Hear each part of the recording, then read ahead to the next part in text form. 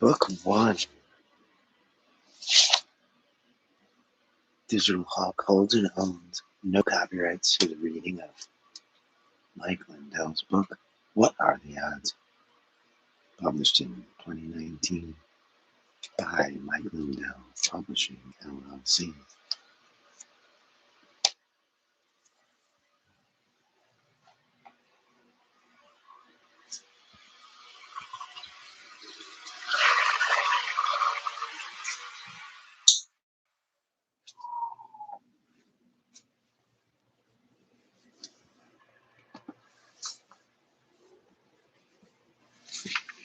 Cocaine, Minnesota, USA, 1990 to 1999.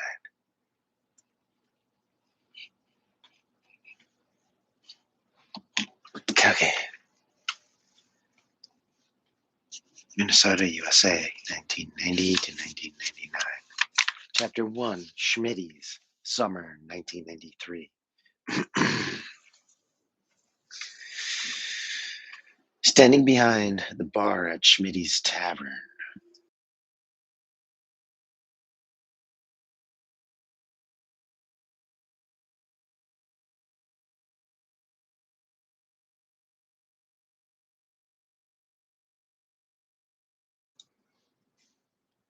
Standing behind the bar at Schmitty's Tavern in the summer of 1993, I poured a generous stream of Jack Daniels into a highball glass for Petey, one of my regulars. Even though it was 80 degrees outside, Elvis was pining for Christmas on the jukebox. On the far side of the room, a construction worker waved his arms like a symphony conductor as the whole bar sang along. Oh, why can't every day be like Christmas? Why can't that feeling go on endlessly? For if every day could be just like Christmas, what a wonderful world this would be. When the song ended, my customers broke out in cheers. I grabbed a big stack of bar napkins and tossed them up into a giant ceiling fan, and they fluttered down around us in a curtain of white. We may have been in the middle of a Minnesota summer, but inside Schmitty's it was snowing. That's the way it was at my bar, which sat across the street from Steger Lake in Victoria, a town of about 2,000. There was always something unusual going on, always something to get folks talking. People dancing on the bar, spraying each other with super soakers, hanging upside down from the rafters, or playing 3-on-3 basketball, someone getting off a brick, setting off a brick of firecrackers. The main thing I set out to do when I bought the place 3 years before was to create a place where anyone from anywhere, from any background, whether they wore tool belts or motorcycle leathers or business suits, could feel like they belonged. Schmitty's came with a colorful crew of regulars. Take Petey, for example. He was and is a long haired, dedicated deadhead who was just devastated when Jerry Garcia died. He came in at the same time every day, sat on the same bar stool, and drank the same drink, Jack and Coke. The only thing that changed was his shirt, which alternated between a tie-dyed tee and a Grateful Dead concert tee. Every day at exactly 4:30 p.m., he would make me change the channel on the big screen TV to Jeopardy. This always triggered groans from everyone else, but they put up with it because it was only for half an hour, and after all, it was Petey.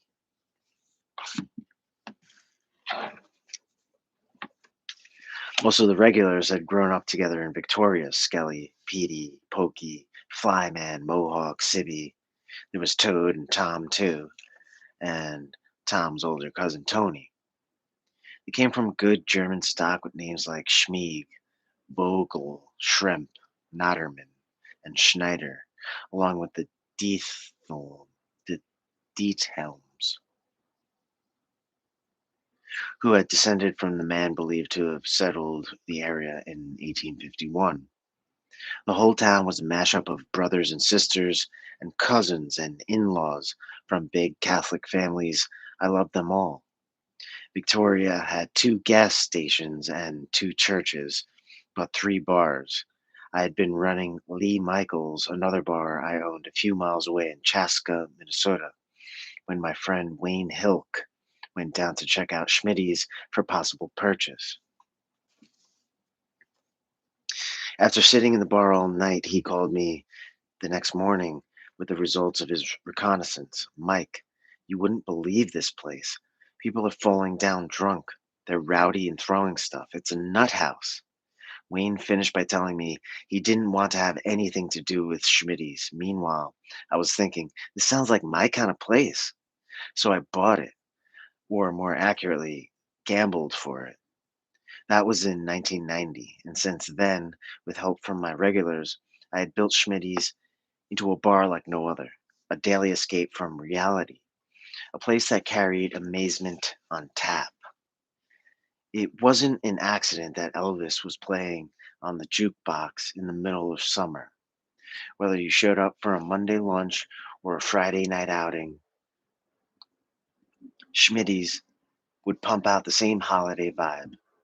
Music was crucial to the mood, so I handpicked every song in the jukebox instead of loading up on the hits of the day. I made sure we had plenty of hits from the 70s and earlier, the songs our parents would listen to. In addition to my favorites, Bob Seger, the Eagles, and Prince, whose home, Paisley Park, was just a few miles down the road. A few miles down the road. I stocked up on sing along classics like Johnny Cash's Ring of Fire, Lynn Anderson's I Never Promised You a Rose Garden, and I Think I Love You by the Partridge Family. Whenever anyone played that one, you'd hear someone groaning about why they had to endure such a corny song. But next thing you knew, you'd see a whole table of bikers singing along with David Cassidy at the top of their lungs. I think I love you. So what am I so afraid of? I'm afraid that I'm not sure of a love there is no cure for. The old songs made people happy. They took us back to simpler times. That's what I wanted Schmitty's to be. A place that made you forget your troubles for a while. A place you would go to see things you don't see every day. People seemed drawn to that atmosphere, and Schmitty's quickly developed a loyal following. I was selling alcohol, but I wasn't selling alcohol, if you know what I mean. I was selling fun, family, belonging. Maybe that was because beginning in childhood, I never felt like I belonged.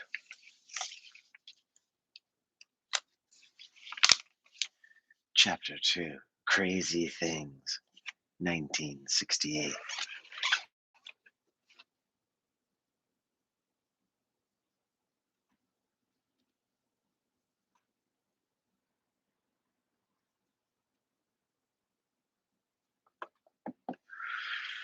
In my mind, my childhood is divided into before and after.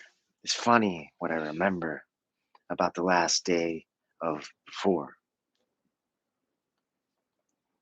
I remember that I had attended exactly 9 days of second grade. I don't know why I remember that, but I do. 9 days. On that last day of before, we were living in a big house on a lake in southern Minnesota. I was sitting at the kitchen table, one of those with the bright formica top and aluminum legs, in a home full of 1960s Brady Bunch colors, yellow, orange, and avocado green. I was pouring milk into a bowl of cereal. Those were the glory days of sugary breakfast cereals, Lucky Charms, Cap'n Crunch, Frosted Flakes. Even if your mom got on a health kick with Cheerios or something, you could dump in as much sugar as you wanted. In those days, there was smoking and there was sugar and nobody cared. I had a couple of Matchbox cars near my cereal bowl and was about to dip in my spoon when my mom walked into the kitchen. "Grab your things, we're leaving," she said. My mother, Barbara Booth, was and is a strong willed, caring woman born in 1941. She was the kind of mom who became what some call a matriarch. What did she mean by leaving? I wondered. Did it have something to do with the house, the neighborhood, my father, who sold Allstate insurance out in front of Sears? I had no idea. In any case, she wanted us to in she wanted us to hurry. I remember going to my bedroom and throwing a few clothes and toys in a box, and I remember being very concerned about my Matchbox cars. My younger sister Cindy and I played cars all the time, and I had built up a pretty good collection. I scrambled to hunt down as many of the tiny cars as I could before Mom hurried Cindy and me along with our sister Robin into the car. It was already running as Mom tossed last minute belongings into the car and slammed the doors. I knelt in the back seat and turned around to look out the rear window. I gazed at my house. When I woke up that day and sat down to pour milk over my cereal, our home had been a comfortable, familiar place backed up against a lake. Already it felt like it belonged to someone else. Mom backed out of the driveway and pulled away. From my spot in the back seat, I watched my home on the left side of the street growing smaller and smaller. At the corner, Mom turned right and my house was gone. I turned around face forward and sat down, my stomach fluttering with nerves over the sudden change. This was big. I don't know if Cindy and Robin felt it, but at 7, I knew things were never going to be the same. I began counting the Matchbox cars and kept counting them over and over again. On the 2-hour drive northeast to Chaska, my mom explained that we were going to live in a new town, in a new house, and go to a new school. Our new home turned out to be in a trailer park. Clutching my cars, I got out and looked around.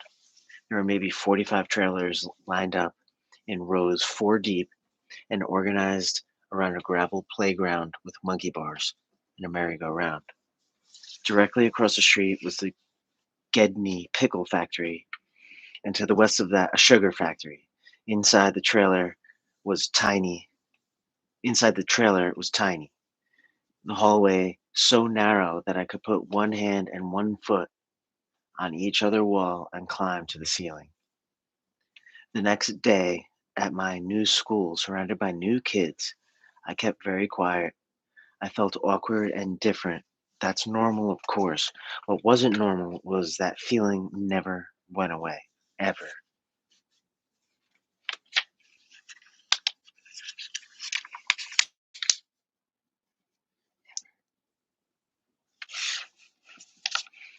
I suppose you could say it was a step down, moving from a suburban home on a lake to a trailer court across from a factory. Pickle factory. But I didn't really see it that way. Our life there reminds me now of that movie, The Sandlot.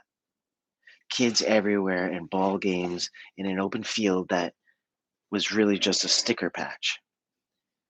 We didn't have a giant slobbering dog terrorizing us from the other side of a fence, but we did have one of those classic scary neighbors whose trailer we rushed past with a chill.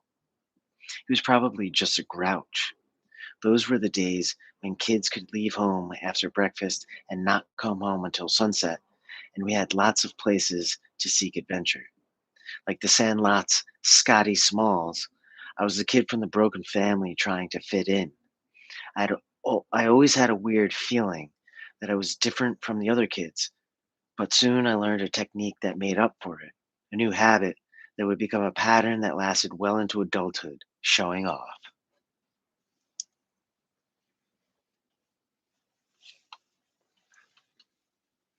"I'll bet you I can jump out of this window," I said to Dean and Tim, pointing out of the school bus window next to my seat where the two bullies had me cornered. The bus was moving fast, maybe 30, 40 miles per hour down the road towards school. We were all in the fifth grade, and those two had decided to come after me that day. The bullies considered their options: keep picking on me or watch me perform a death defying stunt. Go for it, Dean said. By then, I'd become obsessed with showing people something they had never seen before, something that would make them ooh and ah. Deep down, I felt if I could deliver amazement, the other kids would like me. In the little playground at the center of the trailer court, I would put on carnivals complete with games, penny pitch, softball throw, and magic shows. I even had a sideshow. When my little sister Cindy drank water, then jumped up and down, the sloshing around in her belly was loud, freakishly loud. none of the None of the kids could believe it. After a few such shows, she protested, "Mike, I don't want to do this anymore." But I could always bribe her with charms, suckers, or a few quarters.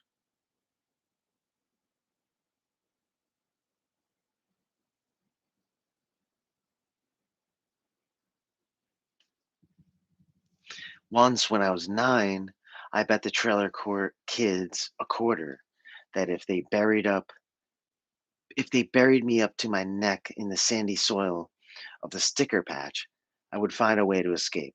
I even helped them dig a hole. The joke was on me, though. Even though the dirt was loose, the weight of all that sand settled around me in a way that made escape impossible. Then, in an epic case of bad timing, Mel, the trailer court manager, came roaring up on his front loader. He was already lowering the wide mouthed bucket when he noticed my head sticking out of the ground right where he was going to land it.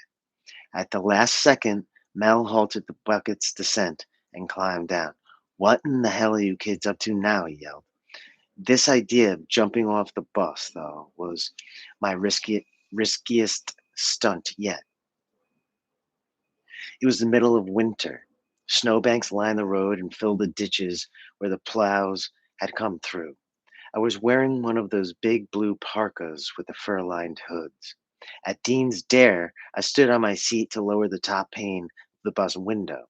The opening was smaller than I had thought, which worried me a little bit because I didn't want to get caught dangling half in and half out of the bus. But I couldn't back out now. The bullies were crowded in close by then, and every kid on the bus was watching. So I maneuvered myself through the window feet first, eased my body all the way out, and clung to the top of the window in the freezing air while I looked over my shoulder, searching for the right place to land. Strange, it never once occurred to me that the snow might be covering some back-breaking, torso-skewering object, that I might wind up in a body cast or become a pint-sized human shish kebab. Act first, think later. That was the way I did things. I waited for the right moment. Then, with a mighty thrust of my legs against the yellow bus, I pushed off, twisting in midair and slamming whump into a fluffy bank of pure white Minnesota snow as the bus drove away. I knelt by the side of the road, brushing off snow and waving to the kids.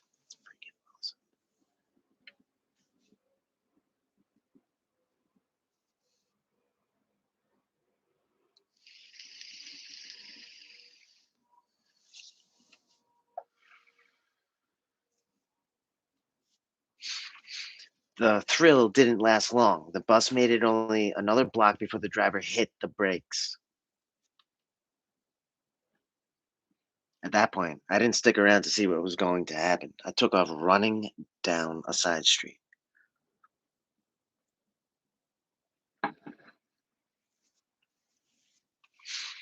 My plan was to work my way through the neighborhood and simply walk up to school, blending in with the other walk to school kids.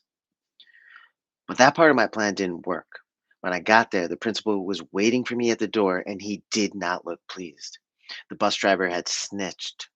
I followed the principal into his office where he picked up the receiver from his old school curly cord telephone and dialed my mother.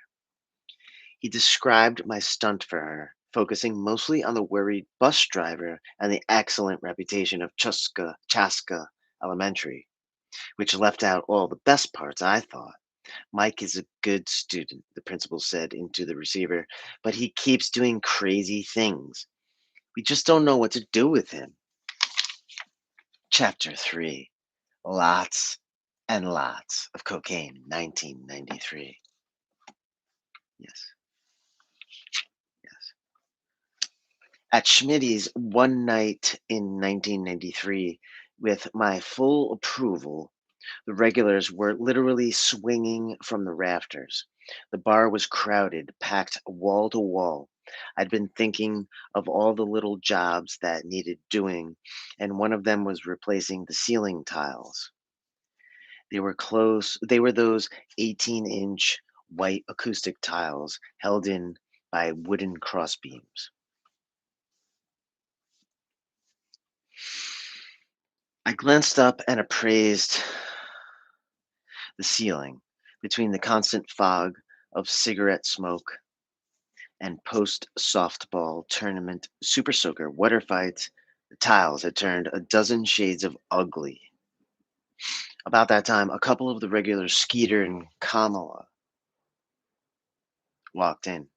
I recognized the look in their eyes. They were looking for trouble. It occurred to me that I had a chance to kill two birds with one stone. I had already scheduled the ceiling demolition, but it wasn't going to cost me money I didn't really have. But it was going to cost me money I didn't really have. I motioned Skeeter and Kamala over to where I stood behind the bar. Why don't you guys tear down my ceiling tiles? I said. Really?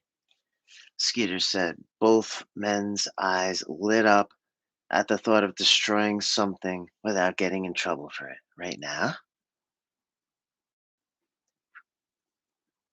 I grinned. Yes, right now. Immediately, Skeeter and Kamala jumped up on a table and began their demolition. Suddenly, the place was transformed into a jungle gym. Skelly, Petey, Toad, Pokey, Flyman, and the rest climbed up on the bar and tables, latched onto the rafters, and began kicking in the ceiling. Tiles rained down on the floor, some whole and some in pieces, until the whole place looked like a slag heap.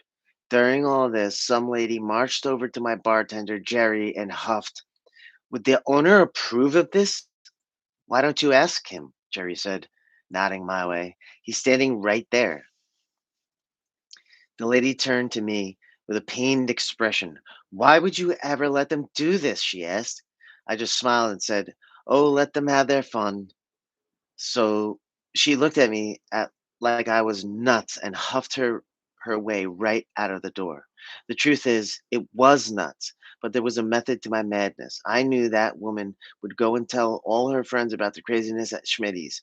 You can't buy advertising like that. That's how, in the 3 years since I bought the place, Schmidt's had become the highest netting bar in the area. I got people talking. To make that happen, I first had to win over the tightly knit group of blue collar guys who had grown up together in Victoria. When I first took over Schmidt's, I met a guy named Jeff Detelm.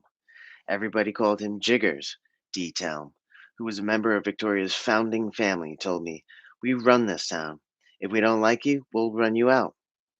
They definitely tried. I was tending bar one night at Lee Michaels, the bar I still co-owned over in Chaska, when the pretty female bartender I had hired to run Schmidt's called me on the phone practically crying. "Everyone's gone and all the bar stools are on the ground in pieces." I held the phone between my ear and shoulder as I pulled on a Budweiser tap, finishing a customer's mug with a nice head of foam. "In pieces?" I said mildly. "What are you talking about?" "I'm talking about the bar stools, Mike. They're all taken apart. Here's what happened. The regulars had grabbed screwdrivers, from their trucks, quietly dismantled every single bar stool in the place, and left the seats, backs, and legs lying neatly on the floor. Then they filed out. The bartender, it turned out, was so inattentive, so out to lunch, that she didn't even notice until they were done and gone.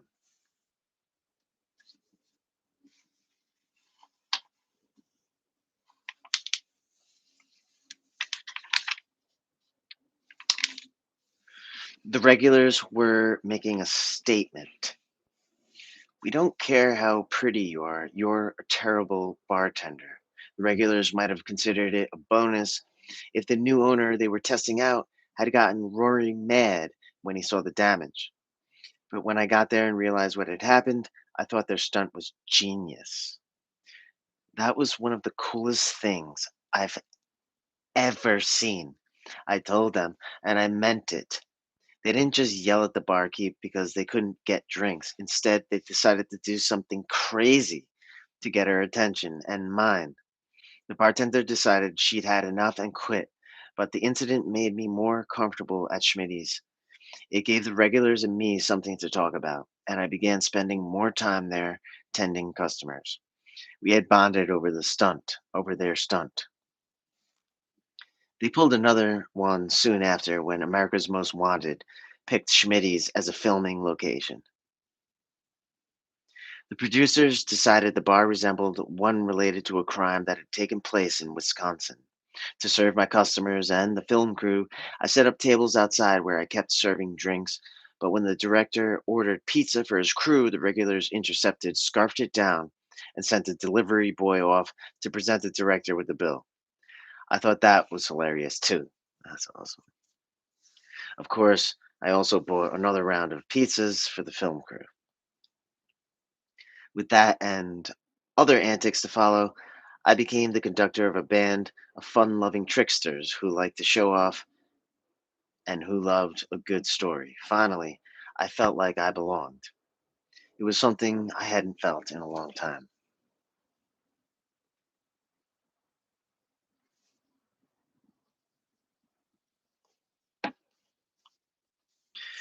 With Schmitty's growing fast, I set about building a community. I created men's and women's softball leagues, took care of the fields myself, ran the lights, and even umpired games.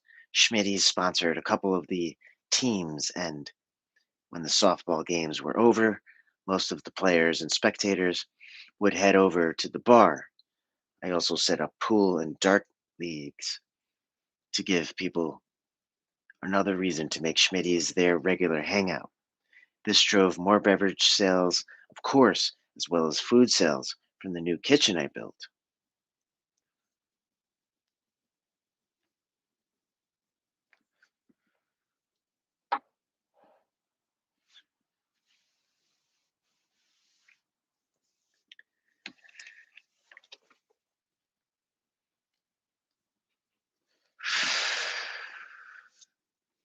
I paid for the kitchen with checks written on my nearly empty bank account, then covered the checks with money from the till. I wasn't always ahead of that game, however, and racked up massive overdraft charges that year.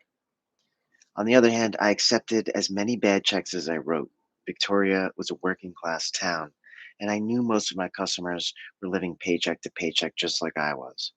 So I didn't mind when one of my regulars wrote me a check and asked me to hold it until payday. I didn't want my employees to have to make those judgment calls, though. So whenever I went out of town, I'd post a sign on the bar, no bad checks till Mike gets back.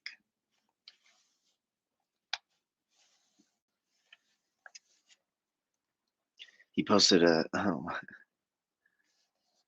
I didn't want my employees to have to make those judgment calls, though. So whenever I went out of town, I'd post a sign on the bar, no bad checks till Mike gets back. I was having the time of my life. I had my own business and I loved working, so it didn't matter if I worked 12, 15, 20 hours a day. It was easy for me to do that because of my good friend cocaine. I snorted lots and lots of cocaine. It seemed like everybody I knew was doing coke, although that included surprisingly few of the regulars. In fact, many of the regulars didn't even know I was a cocaine addict. Those who did didn't care. For some reason, I felt I needed cocaine to do my job. If I was alone with a customer, I felt extremely shy and awkward. I'd serve them, then pretend to be busy and hope they would leave me soon or that a regular would come in. I would slip into the kitchen or disappear down into the basement to do a quick line. When I came back upstairs, I'd feel different, full of energy, talkative, and comfortable talking to anyone. I know that sounds crazy, a bartender who can't talk to strangers, but it's true. Cocaine was a crutch. It would turn out to be one of many. Chapter 4, Peppermint Schnapps, 1972 to 1979. When recalling their spiritual influences, I don't think many people put Elvis on their list, but the summer I turned 11, I added him to mine. That was the year my family visited KOA, a campground an hour's drive northwest of Chaska. It might have been a family Bible camp of some sort, but what I remember about it was a song I heard there and never forgot. I've Got Confidence by Elvis Presley. When trouble is in my way, I can't tell my night from day. I'm tossed from side to side like a ship on a raging tide. I don't worry and I don't fret. God has never failed me yet. The lyrics seized me. I was mesmerized. Because I got confidence. God is going to see me through, no matter what the case may be. I know He's going to fix it for me. I got confidence. Elvis sang on and on about Job, who was so sick the flesh fell from his bones, about how God rescued Job, and about how Elvis himself could smile in spite of all his trials because he had confidence. I grew up going to church with mom and her new husband, Fred. In 1970, my mom married Fred Taylor, who worked at Cooper's Super Value Grocery in Chaska. Fred already had three kids, Shelley, Lori, and Todd, who lived with his ex, but who visited with us from time to time. When Fred married my mom, who added onto our trailer and became a part of our family's life in the mobile home park. Their daughter, my half sister Amy, was soon born. The six of us would live in the tiny trailer until 1973, when my half brother John was on the way and we moved to a 5-acre hobby farm in nearby Carver. In church, I was taught that I was going to live forever. I was certain that would be the most boring thing in the world. What could possibly keep me interested that long? I always had to be entertained. Every single minute of my life had to be an adventure. What adventures could I have in this single blank place called forever? What could I do all day long? Sit on a cloud playing a harp? To me, forever meant infinity. I would lie awake in bed at night thinking about it. Infinity was a gigantic notion, and beginning at about age 9, I tried to wrestle it into something that made sense to me. In my mind's eye, I would project myself out past the blue sky into the dark band of space around the Earth, then past the stars and into deep space. Where did outer space end? I wondered. Was there a wall that defined its edges? If so, what was beyond that? If I could actually make the journey, would I ever find its end? If a person could really go there, is that where God would be? And if God was out there, who created God?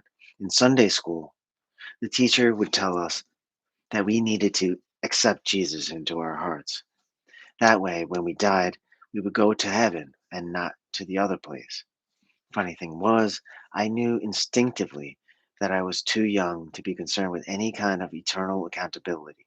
I did believe in God, but even at 9 years old, I would do life expectancy math in my head and think, I don't have to worry about this for another 70 years. I was always good at math. For some reason, numbers came easily to me, and numbers were something you could count on. They didn't change on a whim, and they didn't trick you. Percentages, ratios, odds. I especially loved game theory. The idea that success in making choices depends on understanding the choices of others. I didn't know it was called that at the time, but game theory would later play a huge role in my life. By the time I was in high school, I was assigned to an advanced math class, one of the first calculus classes ever offered at Chaska High School. I nearly always brought home A's, but my restlessness and inattention in class were legendary and my academic reputation suffered. One calculus teacher actually asked me at the beginning of the semester, how did you sneak your way in here?"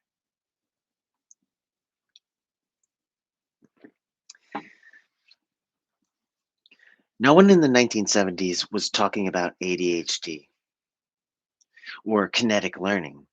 I just knew I always needed to be doing something, and that doing something was not listening to a teacher go blah, blah, blah, blah, blah at the front of the room, or sitting in my room after school doing homework, which seemed to me the peak of pointlessness. I could memorize the material and ace an exam, no problem.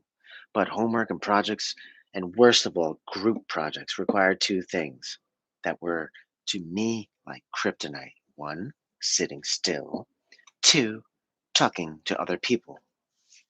I had always been incredibly shy. Early in high school, though, I discovered a secret weapon: alcohol. Drinking loosened me up. The first time I drank, it was peppermint schnapps. I had somehow gotten a bottle from my friend Brad, whose dad owned a Chaska bar called Butch's Tavern. I stashed the bottle in an old outbuilding on our hobby farm. Fred wasn't using the little shack for anything, so I sometimes kept my St. Bernard, Bucky, out there, and I kept a pigeon coop next to that, so I had legitimate reasons to go out there. I was about 15 years old. I knew all kinds of people who were already drinking by then. Like other kids, I'd taken the occasional swig of my parents' beer. It tasted terrible, and I thought, why would anybody drink that? Peppermint schnapps tasted way better. After that, it was slow gin. Those were the two things everybody got sick on at least once: peppermint schnapps and slow gin. That was also about the time I started gambling. I'd grown up playing penny ante, stuff like shaking dice or 31, a card game I played with my parents, where you put in a nickel every time you lost, and the winner took the pot at the end. My friends and I would also play marathon games of Monopoly, seriously, sometimes for 20 hours straight. I always found it more interesting when there was some kind of wager, even if it was just $5. This is how I put down gambling roots early on. But my sophomore year in high school, I bet on anything I could. But I especially loved betting on Minnesota's teams, the Vikings, the Twins. At the time, gambling was just plain fun for me. What I didn't know was that every bet I placed was activating the chemical reward system in my brain. For me, sports betting and later playing craps, and especially sitting at a blackjack table, was like an IV drip of pure satisfaction. In fact, that dopamine drip is a real thing and so powerful that people will literally destroy their lives to get it. For me, the best thing was the high I got when I won at the last possible minute. When I was all in, my last chips were down, and I hit it big. No high could top that. Winning made me feel good about myself. Whenever I won a bet, I felt smart, that I'd use my knowledge and skill to turn chance in my favor. Still the shortest boy in my class, I didn't fit in with the jocks. But because of my love of math, gambling made me feel I fit in somewhere at least. In the end, I hung out with a subgroup, a handful of guys who fit in everywhere and nowhere.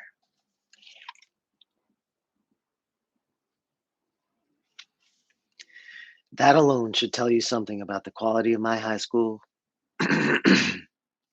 love life.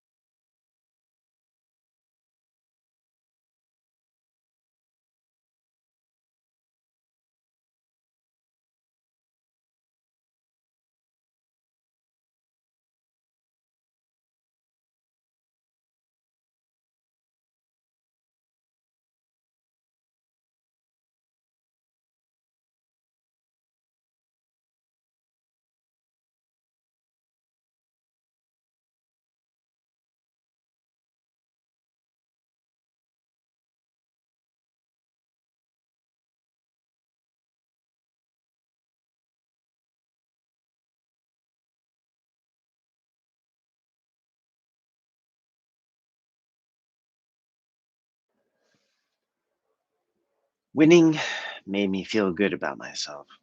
Whenever I won a bet, I felt smart that I'd used my knowledge and skill to turn chance in my favor.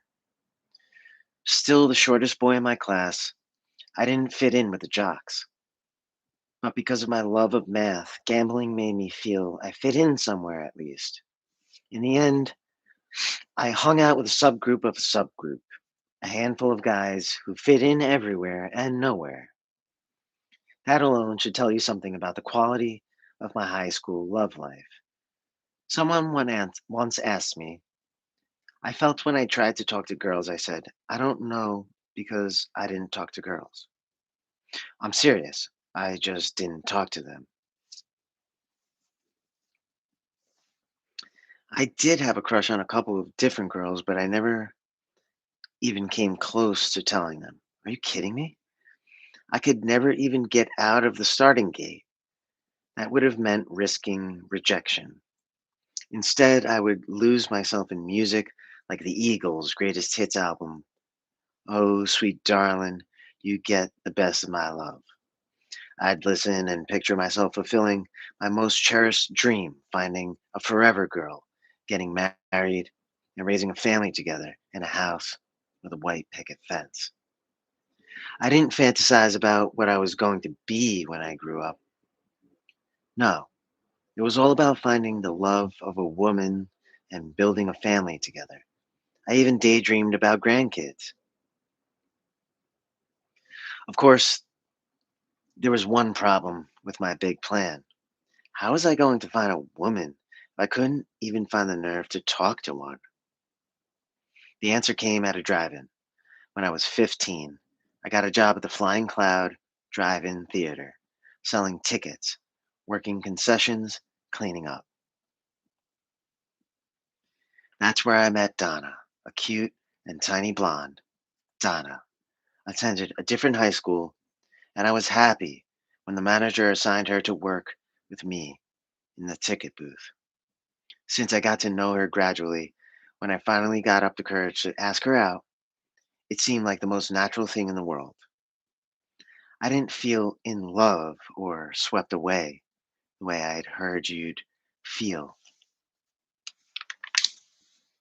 if you were going to spend the rest of your life with someone. But that didn't stop me from plugging Donna into my long held dream of marriage and family. The relationship sped along for a while, with Donna and I clashing often. Before long, I was working two jobs, splitting my non school time between the drive in and Cooper's, the grocery store where my stepdad Fred worked. I saved up my paychecks and quickly bought a Ford Mustang, which I just as quickly totaled. Which is why I was driving Fred's pickup truck the first time death considered me, then passed me by. I'd gotten off work at the drive-in around midnight. After hanging out with a friend for a couple of hours, I headed home exhausted. I was so sleepy that I rolled down the window and I leaned my head out to stay awake. The last thing I remember before the crash is that I was a quarter mile from home, driving 55 miles per hour. The next thing I remember is seeing myself standing in some farmer's yard yelling, "Somebody call Fred Taylor!" Except that I wasn't yelling. I was watching myself standing in the yard yelling for my stepdad. That's what I saw. That's not what really happened. What happened was the farmer was home in bed when he heard a deafening crash outside. Then he heard someone yelling for Fred Taylor. The farmer ran out to his yard. He did not see anyone standing in it yelling. Instead, he saw a pickup truck wrapped around the huge ancient oak tree that stood in his front lawn and a body laying about 20 yards away, like it must have been thrown from the truck. The farmer sprinted back inside and called for help. The next thing I remember is being in an ambulance. I heard an EMT say, "We have no pulse. We have possible internal injuries and multiple compound fractures." My mom was in the ambulance. I wanted to tell her I was okay, but I couldn't speak. At the hospital, doctors ordered multiple x rays, but none of the images showed a single broken bone. The next day, I walked out the front door on my own 2 feet. Doctors couldn't explain it. Neither could anyone explain how I wound up in the farmer's yard. My collision with that giant oak had driven the engine block into my stepdad's front seat, the steering column almost through the rear window directly behind my head, and the driver's side door was jammed shut. How did I get out of the truck? I don't know. A series of near misses followed that accident, so many that I began to feel invincible. I fell into a lake and was trapped under a sheet of ice. I was nearly electrocuted by a bolt of power so massive that it shut down half the town. I bought a motorcycle and wrecked it twice. The second time on the way to a skydiving lesson, during which I smashed into the ground at 60 miles per hour because my parachute didn't fully open. Yes, I actually crashed my motorcycle and survived a skydiving accident on the same day and walked away. Year after year, things like this kept happening to me. Over and over, I asked myself, what are the odds?